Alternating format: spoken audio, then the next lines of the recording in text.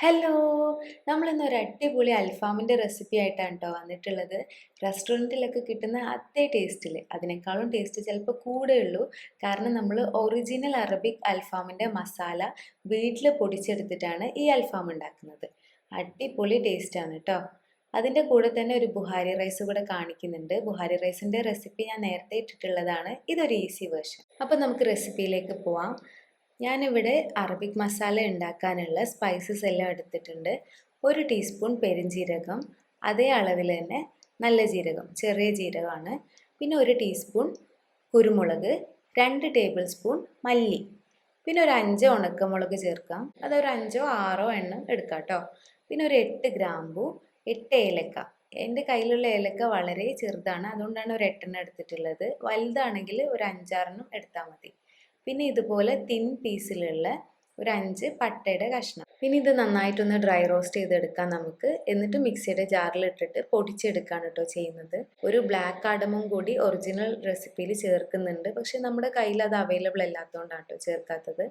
നന്നായിട്ട് പൊടിച്ചെടുത്തിട്ടുണ്ട്. ഇനി നമ്മുടെ റൈസിന് വേണ്ടിയിട്ടുള്ള ബുഖാരി മസാലയാണ് റെഡിയാക്കാൻ പോകുന്നത് കേട്ടോ.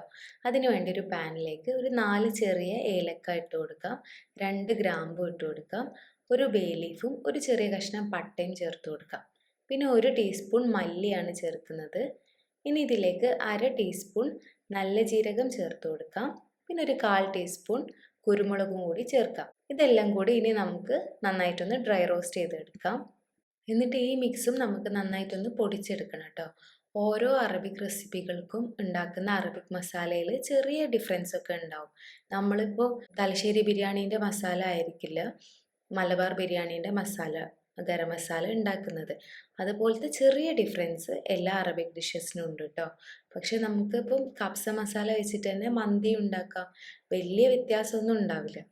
ഇനി ഇതിലേക്ക് നമുക്ക് 1 ടീസ്പൂൺ ഉണക്കമുളകും 1/4 ടീസ്പൂൺ മഞ്ഞൾപ്പൊടിയും ആവശ്യത്തിനുള്ള ഉപ്പും കൂടെ ചേർത്ത് കൊടുത്തിട്ട് നന്നായിട്ട് പൊടിച്ചെടുക്കാം. ഇപ്പം ഞാനിവിടെ ബുഖാരി മസാല പൊടിച്ചെടുത്തിട്ടുണ്ട്. ഇനി ഞാൻ നേരത്തെ റെഡിയാക്കിയിട്ടുള്ള അൽഫാമിൻ്റെ മസാലയും ഇപ്പോഴത്തെ ബുഖാരി മസാലയും തമ്മിലൊന്ന് നോക്കി നോക്കൂ. രണ്ടും 2 കളർ തന്നെയല്ലേ, ആ ഒരു ഡിഫറൻസ് എന്തായാലും ഉണ്ടാവും.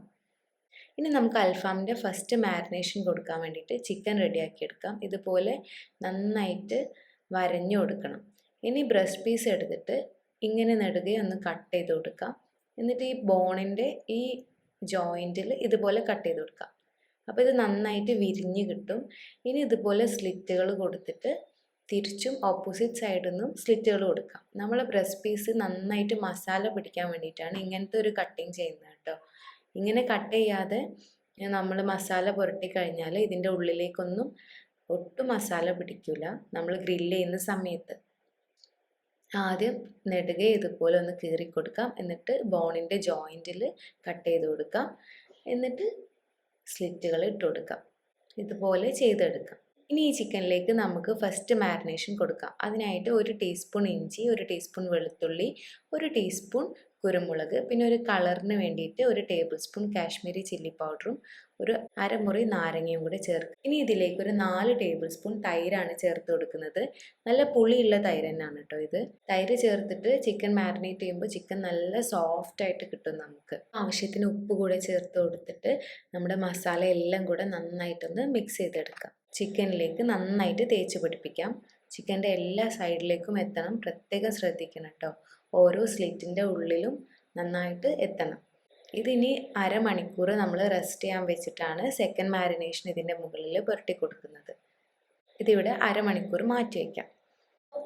അപ്പോൾ അരമണിക്കൂറിന് ശേഷം നമുക്ക് രണ്ടാമത്തെ മാരിനേഷൻ റെഡിയാക്കാം. അതിനായിട്ട് നമ്മൾ നേരത്തെ പൊടിച്ച് വെച്ചിട്ടുള്ള അൽഫാമിൻ്റെ അറബിക് മസാല ഒരു മിക്സിയുടെ ജാറിലേക്ക് ഇട്ട് കൊടുക്കാം. ഇനി ഇതിലേക്ക് ഒരു സവാള കട്ട് ചെയ്ത് ചേർത്ത് കൊടുക്കാം. ഒരു ചെറിയ സവാളയാണ് കേട്ടോ ചേർക്കുന്നത്. ഇനി ഇതിലേക്ക് ഒരു തക്കാളി ചേർത്ത് കൊടുക്കാം. തക്കാളിയും ചെറിയ തക്കാളിയാണ്, നന്നായിട്ട് പഴുത്തിട്ടുള്ള ഒരു ചെറിയ തക്കാളി ചേർത്ത് കൊടുക്കാം. ഇനി ചേർക്കാൻ പോകുന്നത് ഒരു പച്ചമുളകാണ്. നല്ല സൈസിലുള്ള അത്യാവശ്യം എരിവുള്ള ഒരു പച്ചമുളകാണ് ചേർക്കുന്നത്. ചെറുതാണെങ്കിൽ 2 എണ്ണം വരെ ചേർക്കാം കേട്ടോ. ഒരു കൈപ്പിടി മല്ലിയില ചേർത്ത് കൊടുക്കാം. മല്ലിയില നമ്മുടെ അൽഫാമിന് നല്ലൊരു ഫ്ലേവർ കൊടുക്കും കേട്ടോ, അതുകൊണ്ട് ഇത് സ്കിപ്പ് ചെയ്യരുത്. ഇനി ഞാൻ ചേർക്കുന്നത് ഗാർലിക് പൗഡറാണ്. 1 ടീസ്പൂൺ ഗാർലിക് പൗഡർ. ഇതില്ലെങ്കിൽ ഒരു 2 അല്ലി വെളുത്തുള്ളി ചേർത്ത് കൊടുത്താൽ മതി. ഇനി നമുക്ക് നന്നായിട്ടൊന്ന് അടിച്ചെടുക്കാം. ഇപ്പോൾ നമ്മുടെ സെക്കൻഡ് മാരിനേഷൻ റെഡി ആയിട്ടുണ്ട്. ഇനി ഇത് നമുക്ക് ചിക്കനിലേക്ക് നന്നായി തേച്ച് പിടിപ്പിക്കാം. ചിക്കൻ്റെ എല്ലാ സൈഡിലേക്കും നമ്മുടെ മസാല എത്താൻ പ്രത്യേകം ശ്രദ്ധിക്കണം കേട്ടോ. നമ്മൾ ഈ അറബിക് മസാല റെഡിയാക്കി എടുക്കുന്ന സമയത്ത് തന്നെ നല്ലൊരു സ്മെല്ലായിരിക്കും നമ്മുടെ കിച്ചൺ മൊത്തം. അപ്പോൾ വീട്ടിൽ തന്നെ മസാല ഉണ്ടാക്കാൻ ശ്രദ്ധിക്കുക. റെഡിമെയ്ഡ് മസാലയ്ക്ക് ഈ ഒരു ടേസ്റ്റ് ഒരിക്കലും കിട്ടില്ല. നമ്മൾ ഷോപ്പിൽ നിന്ന് വാങ്ങുന്ന അതേ ടേസ്റ്റിൽ തന്നെ നമുക്ക് ഈ ഒരു അറബിക് മസാല കൊണ്ട് അൽഫാം ഉണ്ടാക്കിയെടുക്കാൻ പറ്റും. ഫസ്റ്റ് മാരിനേഷനിൽ തന്നെ നമ്മൾ ചിക്കനിലേക്ക് ആവശ്യമായിട്ടുള്ള ഉപ്പ് ചേർത്തിട്ടുണ്ട് കേട്ടോ. അപ്പോൾ ഇനി എക്സ്ട്രാ ഉപ്പൊന്നും ചേർക്കേണ്ട ആവശ്യമില്ല. ഇനി ഇതൊരു 2 മണിക്കൂർ നമ്മൾ റെസ്റ്റ് ചെയ്യാൻ വേണ്ടി മാറ്റി വയ്ക്കണം. ഈ 2 മണിക്കൂറിൻ്റെ ഇടയിൽ ഒരു 1.5 മണിക്കൂറൊക്കെ ആകുമ്പോൾ നമുക്ക് അരി റെഡിയാക്കി എടുക്കാം. റൈസിന് വേണ്ടിയിട്ടുള്ള അരി ഞാനിവിടെ സെല്ല റൈസാണ് എടുത്തിട്ടുള്ളത്. നിങ്ങൾക്ക് സെല്ല റൈസ് ഇല്ലെങ്കിൽ ബസ്മതി റൈസ് എടുക്കാം കേട്ടോ. അപ്പോൾ ഈ അരി നമുക്ക് നന്നായിട്ട് കഴുകി ഒരു അരമണിക്കൂർ കുതിർത്ത് വെക്കാം. അങ്ങനെ 2 മണിക്കൂർ കഴിയുമ്പോൾ നമുക്ക് അരിയും പ്രിപ്പയർ ചെയ്യാം, ചിക്കനും ഗ്രില്ല് ചെയ്തെടുക്കാം. 2 മണിക്കൂറിന് ശേഷം നമുക്ക് ആദ്യം റൈസ് പ്രിപ്പയർ ചെയ്തെടുക്കാം. അതിന് വേണ്ടിയിട്ട് ഒരു കടായിലേക്ക് ഒരു 2 ടേബിൾ സ്പൂൺ ബട്ടറും 1 ടേബിൾ സ്പൂൺ ഓയിലും കൂടെ ഒഴിച്ചു കൊടുക്കാം. ഇനി ഇതിലേക്ക് ഒരു പിടി ഉണക്കമുന്തിരിയാണ് ഇട്ട് കൊടുക്കുന്നത്. പിന്നെ ഒരു 2 വലിയ ക്യാരറ്റ് ഞാൻ ചേർത്ത് കൊടുക്കുന്നുണ്ട് കേട്ടോ. ഒത്തൻറ്റിക് ബുഹാരി റൈസിൻ്റെ റെസിപ്പി ഞാൻ നേരത്തെ അപ്ലോഡ് ചെയ്തിട്ടുണ്ട് കേട്ടോ. അതുമായിട്ട് ഈ ബുഹാരി റൈസ് നമ്മൾ കമ്പയർ ചെയ്യേണ്ട, കാരണം അതിനൊരു പ്രത്യേക ടേസ്റ്റ് തന്നെയാണ്. കുറച്ചധികം ടൈം എടുത്തിട്ട് നമ്മൾ ഉണ്ടാക്കിയെടുക്കുന്നതാണ്. ഇത് നമുക്ക് വളരെ പെട്ടെന്ന് ഉണ്ടാക്കിയെടുക്കാൻ പറ്റിയ ഒരു റൈസ്. ഇനി ഇതിന്ന് കുറച്ച് ക്യാരറ്റും മുന്തിരിയും ഞാനൊന്ന് മാറ്റി വെക്കുന്നുണ്ട്, ഡെക്കറേറ്റ് ചെയ്യാൻ വേണ്ടിയിട്ടാണ്. നമുക്ക് ഒരു വലിയ സവാള ചേർത്ത് കൊടുക്കാം. ചെറുതാണെങ്കിൽ 2 ചേർത്ത് കൊടുക്കാം കേട്ടോ. ഇനി സവാള നന്നായിട്ട് വഴണ്ട് കിട്ടണം, ഒരു ലൈറ്റ് ഗോൾഡൻ ഷെയ്ഡായിട്ട് കിട്ടണം നമുക്കിത്. ഇനി അതിലേക്ക് നമുക്ക് ഒരു തക്കാളി മിക്സിയിൽ വെള്ളം ചേർക്കാതെ അടിച്ചെടുത്തതാണ്, ഇതും കൂടി ചേർത്ത് കൊടുക്കാം. നോർമലായിട്ട് ബുഹാരി മസാലയിൽ നമ്മൾ ചേർക്കുന്നത് ടൊമാറ്റോ പേസ്റ്റ് ആണ് കേട്ടോ. ടൊമാറ്റോ പേസ്റ്റ് ചേർക്കുമ്പോൾ കുറച്ചുകൂടി ടേസ്റ്റ് കൂടുകയുള്ളൂ. ഇപ്പോൾ നമ്മൾ ചെറിയ ഉള്ളിയും സവാളയും തമ്മിലുള്ള ഡിഫറൻസ് പറയുന്ന പോലെ തന്നെയാണ് അറബിക് റൈസുകളിലൊക്കെ ഈ ടൊമാറ്റോ പ്യൂരി ഒഴിക്കുന്നതിനേക്കാളും നല്ലത് ടൊമാറ്റോ പേസ്റ്റ് ആണ്. എൻ്റെ കയ്യിൽ ഇപ്പോൾ ഇല്ലാത്തതുകൊണ്ടാണ് ചേർക്കാത്തത് കേട്ടോ.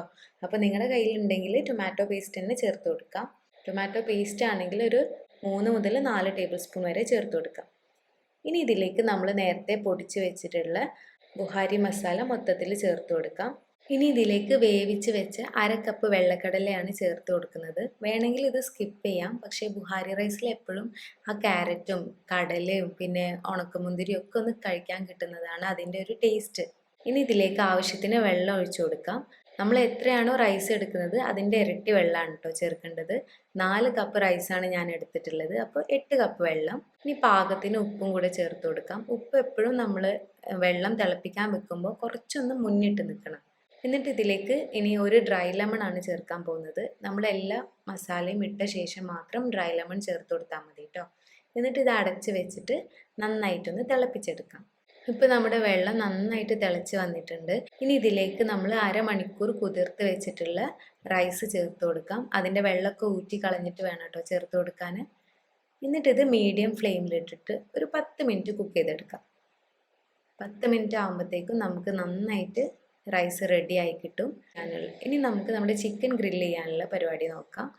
ഞാൻ ആദ്യം ഒരു തവയിലും പിന്നെ ഗ്രില്ലിലും വെച്ചിട്ടാണ് ചെയ്തെടുക്കുന്നത് കേട്ടോ. തവയിൽ ഇതുപോലെ ബട്ടറോ ഓയിലോ ഗ്രീസ് ചെയ്തിട്ട്, ഞാൻ ബട്ടറാണ് ഗ്രീസ് ചെയ്തിട്ടുള്ളത്, നമ്മുടെ ചിക്കൻ വെച്ച് കൊടുക്കാം.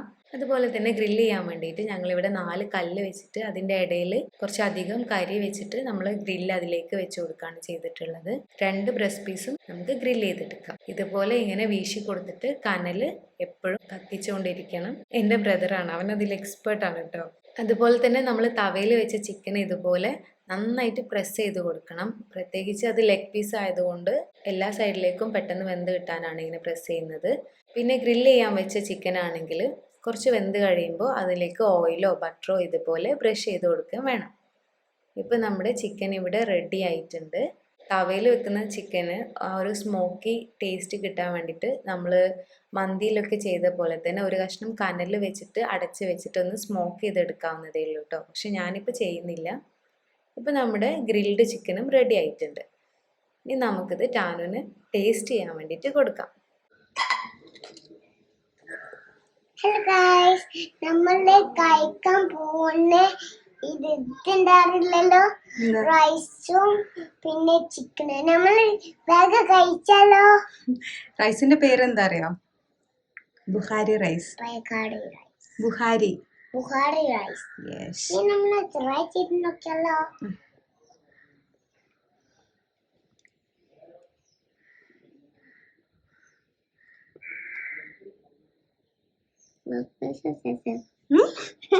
എന്ത്? Leg piece ചൂടുണ്ടാവും.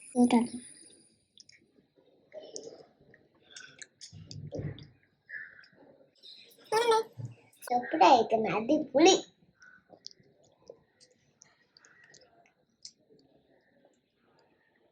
സൂപ്പർ അടിപൊളി. ക്യാരറ്റ് നോക്ക്, ക്യാരറ്റ് ഹെൽത്തിയാണ്. നമ്മളുടെ ഹെൽത്തി ആണ് അല്ലേ? തനക്ക് ഇഷ്ടം?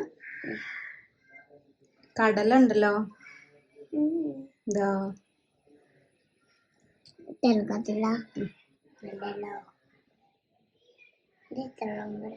എന്റെ കടല അവിടെ. കടല ഹെൽത്തി ആണോ? കഴിച്ച് ഉരുളാക്കിയിട്ട് കഴിക്കും. ക്യാരറ്റ് ഹെൽത്തിയാണ്, വെരി വെരി ഹെൽത്തിയാണ്. ഇത് വെജിറ്റബിൾ ആണ് നമ്മൾ കഴിക്കുന്ന.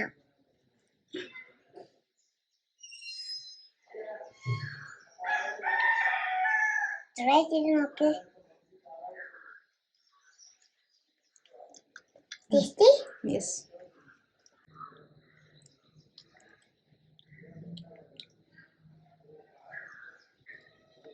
സോറി. കടല നോക്കാം, വലുത് പീസ് കടല. കഴിക്ക്, വായിക്കിട്ട്. ചോറ് ഇട്ട് പോടണോ?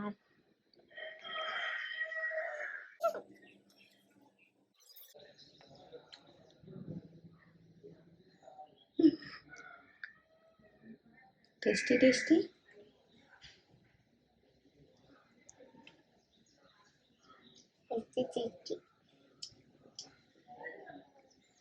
എല്ലാരും ട്രൈ ചെയ്ത് നോക്കണം. എല്ലാരും ട്രൈ ചെയ്ത് നോക്കണം. Okay, by.